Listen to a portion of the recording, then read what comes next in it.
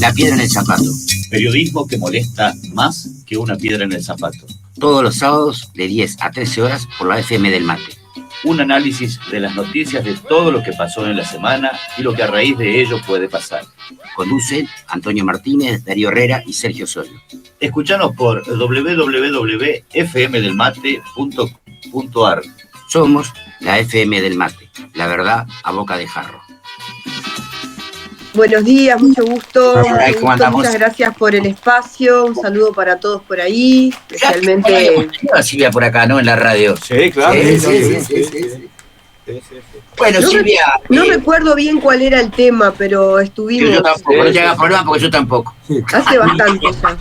No, yo voy a revisar después y te lo cuento. Bueno. Bueno. ¿Cómo andás, Silvia? Bueno, bienvenida. ¿Cómo andás, Joselo? Un gusto verte.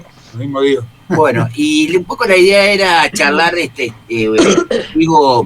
sabemos que bueno que hiciste una exposición muy interesante, muy personal también en el marco de recordar estos 50 años del golpe militar en Uruguay. Y bueno, contarles a la audiencia cómo se dio el golpe militar en Uruguay. Bueno, la verdad que este año es un año muy especial, muy conmovedor para quienes de alguna manera, directa o indirectamente, nos vinculamos con esa época, fuimos parte de esa historia, a pesar de ser ser una niña, pero bueno, cuántos uruguayos, uruguayas sufrieron la dictadura, y previo a la dictadura, ¿verdad? Porque yo creo que acá es muy importante destacar que más allá de que la fecha del golpe de Estado fue el 27 de junio de 1973, ya de principios de los 60, mediados de los 60, Uruguay venía en una situación muy complicada, ¿no? Sobre todo para el pueblo, para los trabajadores, donde bueno, los salarios se congelaron, donde la inflación era enorme, donde las dificultades eran muy grandes, ¿no? Después de haber vivido unas décadas de bastante, digamos, bonanza, ¿no? La famosa Suiza de América que llegó a ser Uruguay antes de mediados del siglo pasado. Todo eso fue, digamos, como consecuencia de toda esa situación, comenzó una ola de represión por parte del Estado importantísima, con sus medidas prontas de seguridad, pero inclusive antes de las medidas prontas de seguridad había mucha represión, sobre todo a los trabajadores y a los sindicalistas, mucho antes del movimiento de liberación nacional, Tupamaros, mucho antes de lo que se viene a llamar guerrilla, ¿verdad? Que es un poco la excusa que ha tenido la historia contada por los que en su momento fueron los que nos contaron esa historia, ¿no? La teoría de los dos demonios, la teoría de que había que salir porque había una guerrilla.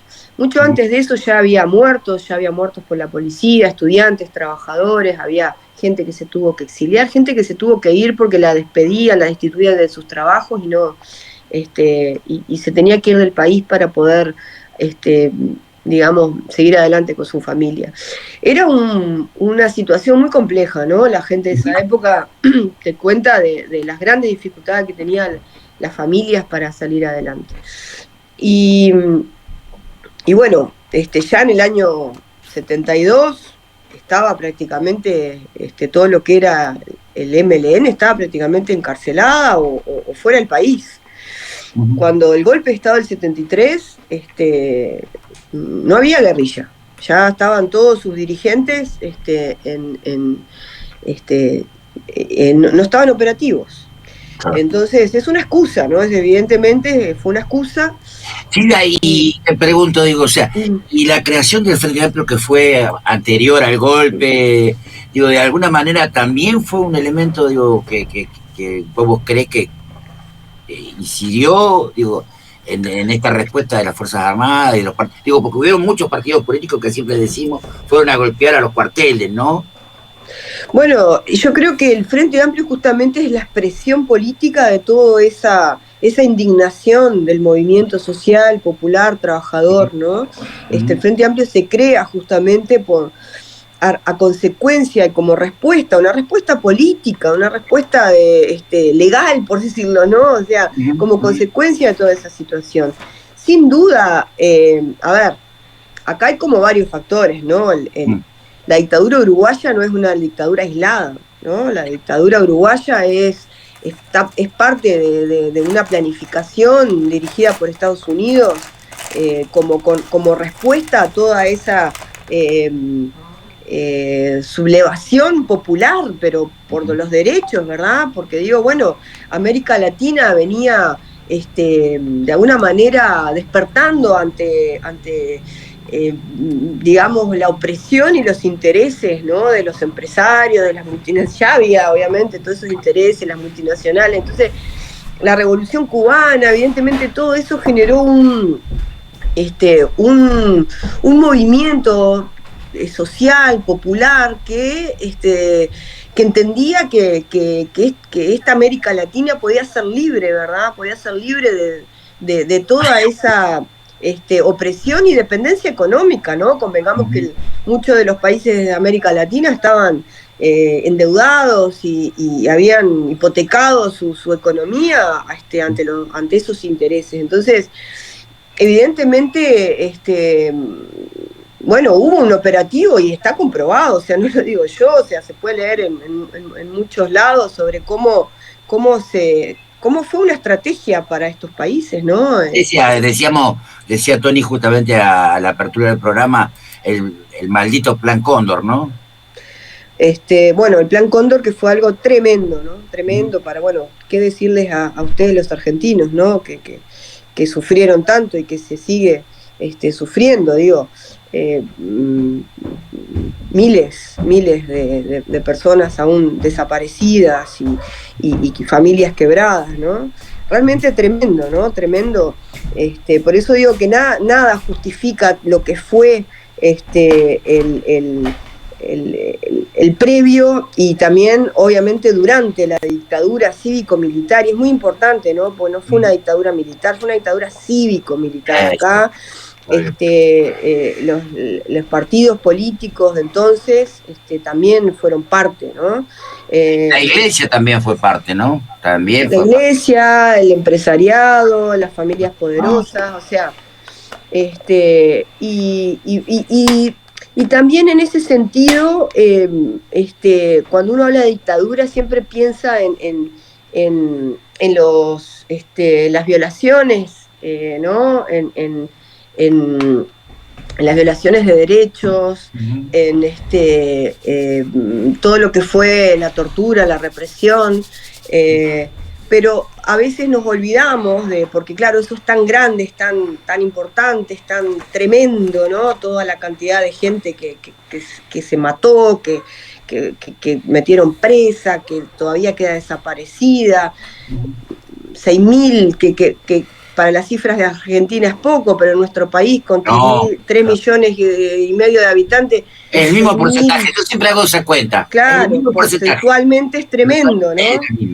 Estamos hablando de casi 400.000 uruguayos que se tuvieron que exiliar, más de 500 personas entre asesinados y desaparecidos, pero todo lo que fue la parte económica, porque digo, la dictadura se quedó, saqueó a todos los uruguayos, saqueó o sea, era llevarse a la gente, pero después llevarse sus cosas, llevarse su dinero, sus bienes, todo, quienes se favorecieron durante la dictadura desde el punto de vista económico, ¿no? O sea, obviamente los recursos salieron del pueblo trabajador, ¿no? Digo, y se acumuló el capital en las grandes empresas. Entonces, toda esa cuestión del saqueo económico también fue muy importante. Y no solamente directo, sino también indirecto a través de esa situación de sueldos congelados y de una inflación tremenda. A duras penas la gente podía alimentarse, ¿no? Entonces, bueno, obviamente hay grandes favorecidos todavía andan por ahí, ¿no? Que todavía los tenemos acá a la vuelta, tan desfavorecidos desde el punto de vista económico de lo que fue la dictadura cívico-militar y bueno, toda la previa, ¿no? Sin duda. El otro día, ¿sabés que justamente en el 27 aprovechamos a pasar un material, una entrevista que le hacían a Mujica, y él decía una cosa que me parecía muy interesante, que en el marco del análisis que hacía el movimiento sindical uruguayo, él decía que bueno, que ya se visualizaba claramente por parte de los gremios la posibilidad de esta respuesta por parte de la derecha y del gobierno de este golpe militar, y que los gremios ya tenían claro que se iba hacia una huelga general. Sí, eso estaba decidido. Estaba decidido de bastante antes de que se diera efectivamente el golpe, inclusive de bastante antes de ese febrero amargo que ahora de alguna manera, bueno, el gobierno actual quiere hacer como un énfasis, ¿no? En cambiar un poco el eje de la historia, ¿no? Para que el protagonismo lo tengan otros, básicamente. Pero el movimiento obrero ya tenía desde hacía mucho tiempo antes de que se diera la dictadura la decisión de ir a la huelga general, eso sin duda. Obviamente yo creo que a veces uno se trata de poner, ¿no?, en ese lugar, porque yo creo que nadie se imaginó, más allá de que ya había dictadura en Brasil, ¿no? Pero yo creo que nadie se imaginó el grado, ¿no?, de lo que iba a pasar, el grado de represión, de agresividad, el grado de violación de derechos, y todo eso, ¿no? Porque a veces uno lee algunas cosas, por ejemplo, el tema de la heroica, la histórica huelga general de 15 días de resistencia, y bueno, hay algunas voces que dicen que, bueno, que podría haber seguido, que, ¿no? Hay que estar ¿no? Hay que estar en esa época, en esos lugares de trabajo, ocupados, con esa tremenda represión y la incertidumbre. Te cuento una personal.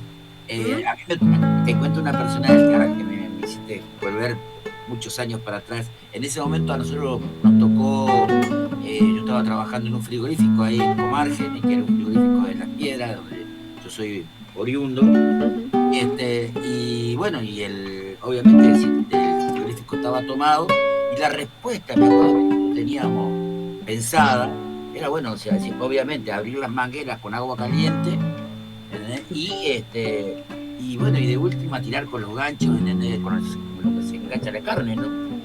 Ese era el nivel de respuesta al que nosotros estábamos preparados.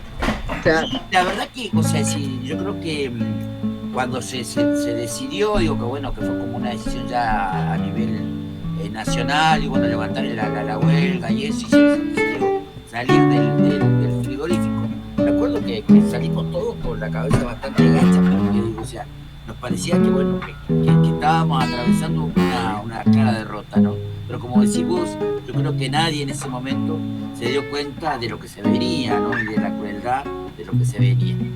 Silvia, te quiero llevar ahora a que nos cuentes un poco cuál es la situación actual de Uruguay, que bueno, sabemos que está atravesando por una crisis bastante profunda que tiene que ver con la falta de agua, también tuvo una crisis política, digo, no sé si ¿vos querías preguntar algo? No, a mí me gustaría hablar un poquito más de la historia digamos, de golpe. El golpe. Y después procesos diferentes con respecto a lo que no se han jugado las militares, los plebiscitos que hemos perdido, digamos.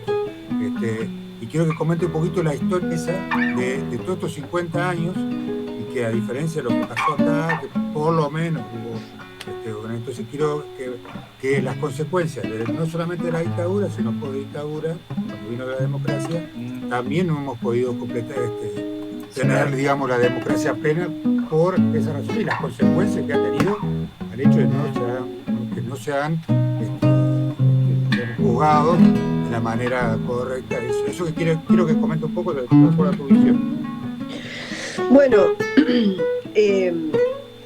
obviamente como decimos, la verdad sigue secuestrada, todavía queda gente que sabe muchísimas cosas y no dice. Yo creo que obviamente a partir de los gobiernos de izquierda empezaron a haber avances, no suficientes, yo sigo pensando que no fueron suficientes los avances, pero empezaron, fue la primera vez que comenzaron los juzgamientos, ¿no? Donde las denuncias estaban hechas desde hacía muchos años, pero empezó a moverse, empezaron a encarcelarse dictadores y represores de la dictadura. Los procesos han sido lentos, pero tenemos que hablar de avances en el sentido, uno de los principales avances, y lo quiero destacar, fue la ley que creó las fiscalías especializadas, y en ese momento se creó la Fiscalía Especializada de Crímenes contra Lesa Humanidad en el año 2018, y a partir de ahí realmente ha habido, digamos, un importante avance, sobre todo en la forma en cómo se han llevado adelante esos procesamientos, ¿verdad? Porque antes, al no haber una fiscalía especializada, era mucho más tortuoso, digamos, para las familias, para los denunciantes, llevar adelante su... De hecho, tenemos un caso muy claro acá en Río Negro. La última víctima de la dictadura uruguaya fue el doctor Vladimir Roslik, oriundo de San Javier, torturado en el batallón número 9 hasta su muerte en el año 16 de abril del año 1984. Fíjense que estábamos ya a la salida de la dictadura. Su viuda tuvo un periplo con la denuncia, logró que se le volviera a hacer una autopsia, que fue la que reveló que había muerto por tortura. O sea, tremendo toda esa situación, y sin embargo ella, en un momento, que creo que fue en el 2013-2014, se archivó el caso, ¿verdad? Y recién en el 2018, a partir de la Fiscalía de Crímenes de Lesa Humanidad, es cuando se abre, a través del Observatorio de Luz Ibarburu, se reabre el caso, y hoy por hoy hay procesados, ¿verdad? Hoy por hoy todavía está en proceso la denuncia y en investigación, pero se viene avanzando. Y ese caso lo digo porque es un caso muy cercano, pero como ese muchos, ¿verdad? Y bueno, y muchos, como ustedes saben, que han tenido que recurrir a la Corte Interamericana de Derechos Humanos para poder seguir adelante. De hecho, fue quien de alguna manera denuncia al gobierno uruguayo y lo obliga a hacer este reconocimiento público de responsabilidad del Estado en esos crímenes de lesa humanidad. Es la primera vez que el Estado, esto es muy importante, yo creo que es un punto de inflexión, el que el Estado haya hecho ese reconocimiento, más allá de criticar la falta de participación del presidente, que realmente fue algo lamentable, no sé, por decirlo de forma suave, ¿no? Que el presidente de la República no estuviera presente. Silvia, ¿eso fue cuándo? Esto fue la semana pasada, la anterior. Claro, no me acuerdo bien qué día, pero... porque yo siempre recuerdo, y que muchos uruguayos no saben, que en el 2013, yo me acuerdo decir, la Corte Suprema de Uruguay decidió, hay un artículo que después no lo pude encontrar más, a partir de 2015 ya no lo encontré en Google, que la Suprema Corte había decidido que todos los casos de lesa humanidad prescribían. Había decidido eso, me acuerdo del artículo, que yo lo leí en 2013. Durante 2 años quedó en Google, y después ya ahora, después de 2015, no lo encontré más. Hay una edición que yo he hablado con amigos en común, qué sé yo, todo eso, y bueno, pero y por eso eso persiste, eso es lo que yo digo, que son avances, pero desgraciadamente nosotros tenemos una ley de caducidad en Uruguay que impide juzgar a los militares, entonces que no podemos resolver. Esto, como vos decís, son avances, pero son pocos comparados a lo que debería ser. Eso es lo que te digo. Igual, José, desde el punto de vista jurídico, los cambios nosotros hace unos años se hizo un cambio en el Código Penal, y este cambio que tiene que ver con las fiscalías especializadas. Siempre los militares, cuando empezaban en los procesos, interponían ese recurso de inconstitucionalidad, digamos, ¿no? Por la prescripción de los crímenes. Pero como realmente hay normas internacionales que son superiores, era como una forma de alargar el proceso, pero en realidad termina llevándose todo hasta la Suprema Corte de Justicia, y como en realidad son crímenes de lesa humanidad, terminan siendo juzgados igual. Hoy por hoy, como uno de los cambios, que yo no soy del palo de las leyes, no tengo mucha... no tengo, digamos, bien los términos en ese sentido, pero una de las cosas que favoreció es que como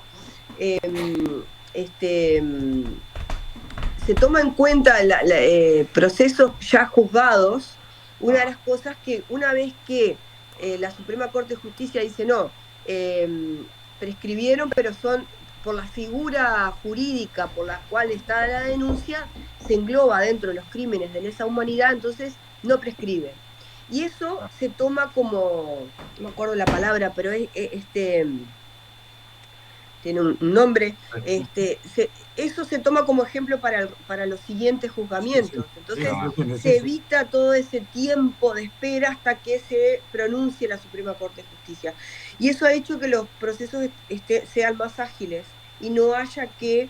Esto hace muy poco en realidad. Creo que uno de los primeros juzgamientos que se dio con esa opción fue el de los vagones, de hace muy poquito. Entonces, yo creo que poco a poco se viene avanzando. Obviamente, cuando decimos avanzando, y estamos refiriéndonos siempre a situaciones de crímenes o de desaparecidos, ¿no? Pero todos los otros violaciones de los derechos, porque digo, todos los que estuvieron presos, más de 6.000 presas y presos políticos, ahí también hubieron violaciones de derechos y también crímenes de lesa humanidad.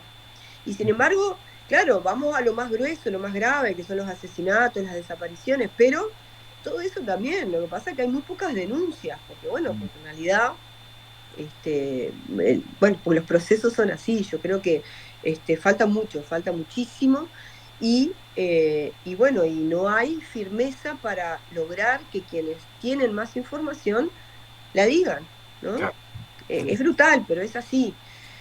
Pero bueno, lo que sí yo quiero destacar algo que yo lo veo además en lo personal, hace muchos años que integro la Comisión de Derechos Humanos acá del departamento, y año a año lo que vemos es que independientemente de los partidos políticos, los movimientos sociales en torno al 20 de mayo, que es el día de la Marcha del Silencio, en torno a estos temas, cada vez son más importantes, más numerosos, más amplios en el punto de vista de la participación, y muchísima gente joven. Entonces yo creo que venimos en un proceso que ya no se detiene. Yo decía por ahí, el punto de inflexión, esto va a ir a más y tiene que ir a más. Y bueno, nosotros esperamos, la verdad, esperamos que haya un cambio de signo en el gobierno en las próximas elecciones, y que a partir de un nuevo gobierno de izquierda realmente se pueda, digamos, avanzar en ese sentido. Bueno, Silvia, ahora sí, contanos qué está pasando ahora. Bueno, ahora están pasando muchas cosas. Bueno, contanos algo.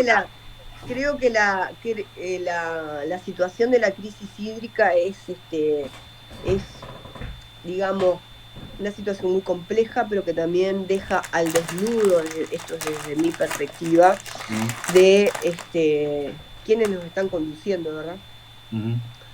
Una crisis hídrica que tenemos, que también que están sufriendo ustedes también, obviamente, porque el fenómeno de la Niña es un fenómeno regional que ha afectado a una parte importante de nuestro continente, que tiene 3 años, ¿no? Que es bastante raro que la niña permanezca por 3 años, pero bueno, ha pasado, pero que además ese fenómeno climático, que no es de ahora, es un fenómeno de siempre, ahora capaz que se dice más y la gente sabe cuando hablamos del niño, la niña y todo eso, pero en realidad existe desde que existe el planeta, ¿no? Se ha agudizado también por el cambio climático, sobre todo en lo que tiene que ver con el aumento de la temperatura global. Entonces, se suman varios fenómenos meteorológicos y además un aumento de la temperatura que hace que la crisis hídrica sea más grave.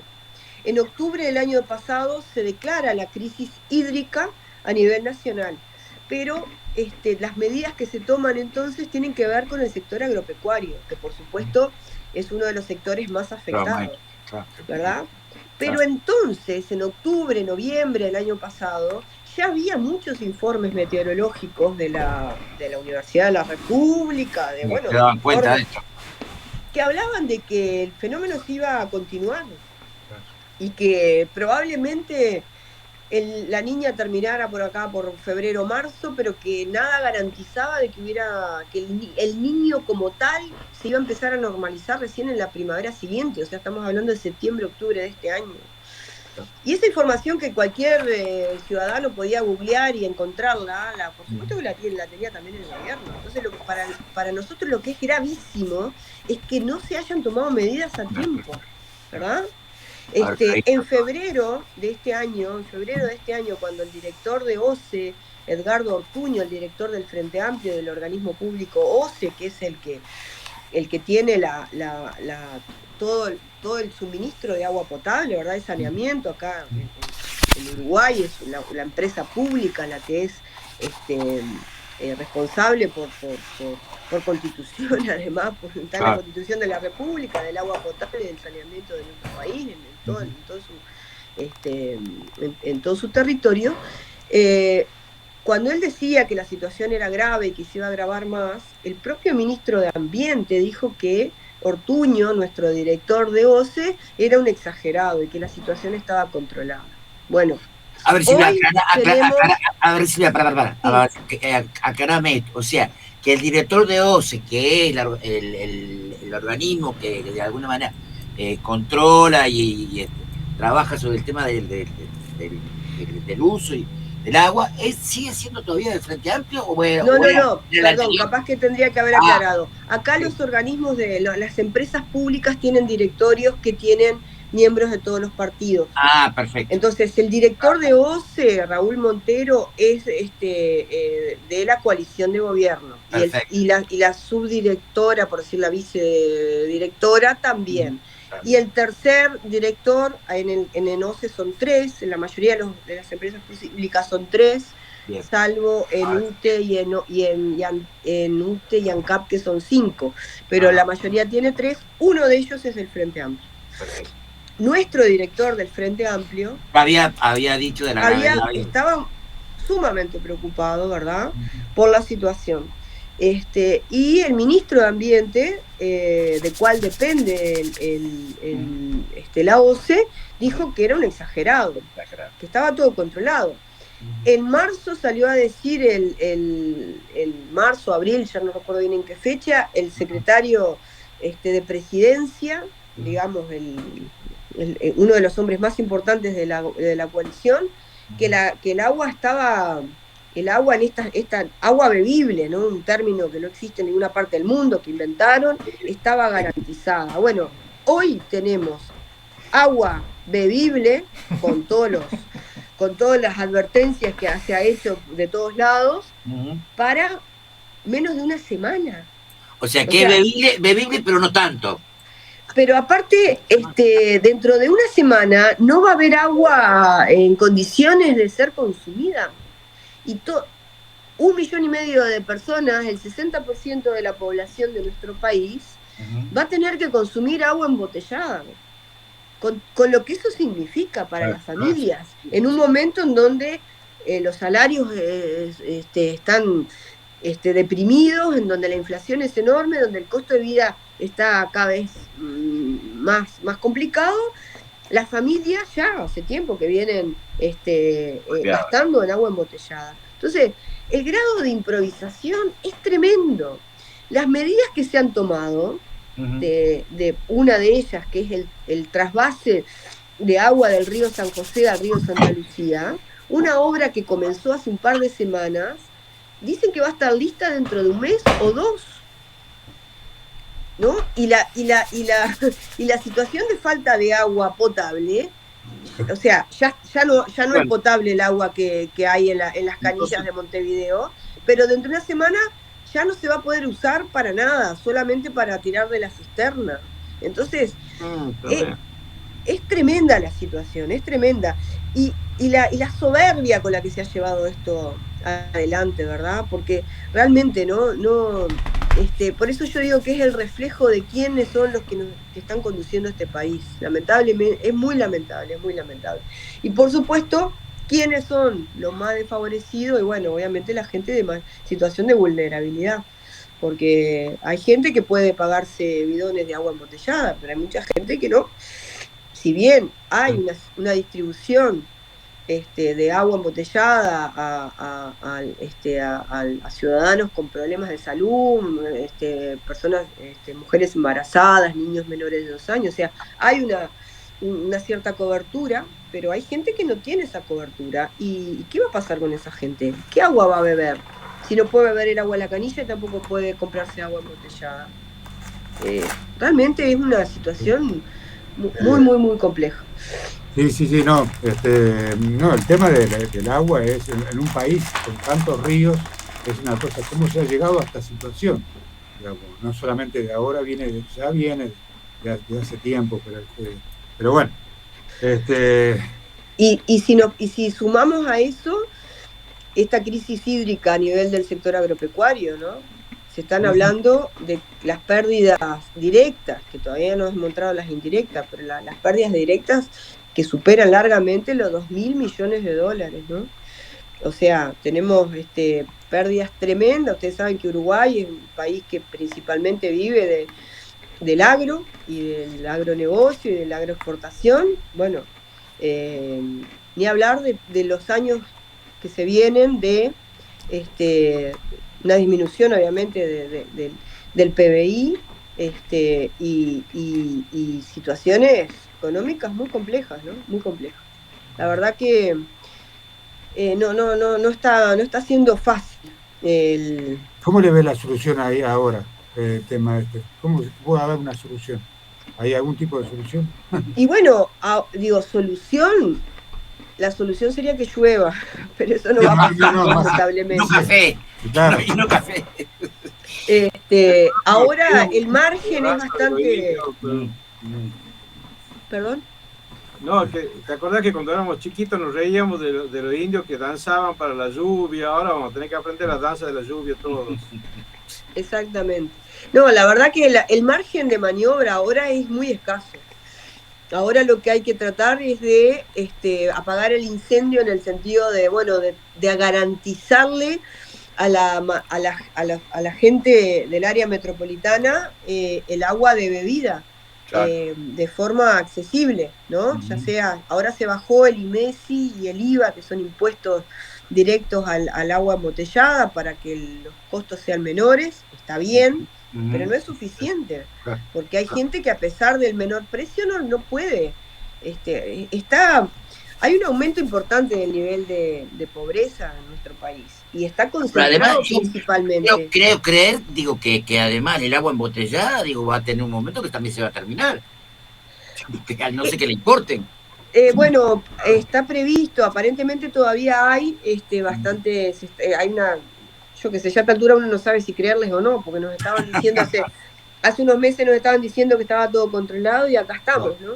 Dicen que agua embotellada hay suficiente y que también está previsto la importación.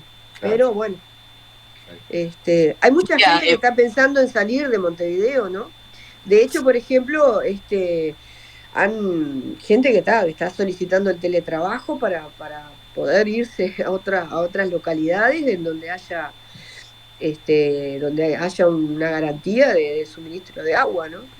Bueno, pero eso es beneficiario para el interior, para que la gente vaya para allá, pueble el interior. Aunque sea de forma transitoria, sí, Claro, pero también ten en cuenta que si esto es muy masivo, fíjate que las zonas que están con menores dificultades son las zonas del litoral, pero obviamente las plantas de potabilización de agua tienen un volumen, digo, no es infinita la cantidad, el agua será más abundante, pero los procesos de potabilización tienen unos volúmenes, ¿verdad? Silvia, por último, vos dejaste al pasar, analizabas, digo, la posibilidad de volver al gobierno de parte de la coalición del Frente Amplio. ¿Cómo lo están viendo ustedes? ¿Cómo lo están analizando? ¿Dónde creen que estuvieron los grandes errores de la gestión? Bueno, el Frente Amplio hizo un proceso de crítica y autocrítica muy profundo, muy profundo. Yo creo que eso fue un proceso necesario. Al Frente Amplio le costó muchísimo volver a hacer oposición, nos costó. En lo personal, yo, como el periodo de diputada siempre ha sido desde la oposición, no tengo punto de comparación, pero sí, hablando con los compañeros, viviendo un poco el desarrollo, uno se da cuenta que costó. Yo creo que desde el año pasado como que empezamos a entender cuál era nuestro rol y cómo avanzar de forma adecuada, y yo creo que se viene haciendo un buen trabajo. El Frente Amplio se reorganizó, las elecciones internas cambiaron la conducción del Frente Amplio. El presidente nuestro, Fernando Pereira, es un presidente que ha tomado muy buenas decisiones. Una de las críticas principales dentro de la autocrítica, digamos, porque las críticas tienen que ver con también cómo de alguna manera en aquella época la oposición, con la complicidad de los medios hegemónicos, machacaban con el tema, por ejemplo, de la inseguridad, ¿verdad? Claro. Con el tema de la inseguridad. Uno prendía un informativo y había 10 minutos de noticias de todo tipo y 50 minutos sobre la inseguridad que estaba sufriendo este país. Y acá pasa exactamente lo mismo también. A tales puntos que nosotros cuando estábamos en campaña electoral ibas a pueblos que son de 1000 habitantes y la gente te hablaba de la inseguridad. Y vos ibas golpeando, ibas golpeando las casas y las casas tenían las puertas abiertas, claro. Las bicicletas en el frente. La importación de la problemática. ¿No? Y vos decías, pero ¿cómo, señora? ¿De qué inseguridad me está hablando? Si yo vengo caminando acá y están todas las casas abiertas y no hay nadie. Bueno, hasta ese punto, ¿no? Entonces, y después la autocrítica tuvo que ver con el alejamiento de nuestra fuerza política a la población, a las organizaciones sociales, al vecino, a la vecina, ¿no? Esto de dedicarse a gobernar y dejar de estar en esos espacios que son los espacios de cercanía con las organizaciones sociales, con los vecinos. Entonces, en ese sentido, y yo creo que eso sí es algo real y que sucedió, y lo vimos nosotros, inclusive lo vimos hasta en el gobierno departamental, que nosotros tuvimos en Río Negro, gobierno departamental del Frente Amplio, por primera vez en el periodo pasado, y del que fuimos parte. Entonces, gobernar te exige el 100%, ¿no? Y a veces eso mismo te hace alejar de, no justifica, pero muchas veces la dinámica de estar gobernando te aleja, y eso fue un error.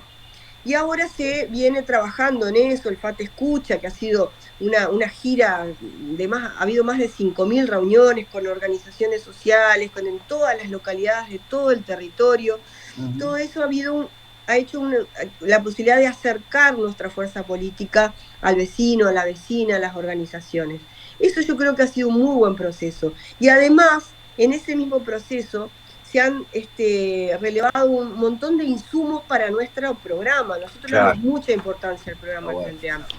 Frente Amplio construye su programa desde la base, construye su programa entre todos, y todas esas reuniones, todas esas giras que se hicieron por todas las localidades, por todos los departamentos de nuestro país, han generado un montón de información que nosotros hemos incluido en este programa, que de hecho el día de ayer se entregó el borrador y que vamos a terminar aprobando en diciembre de este año.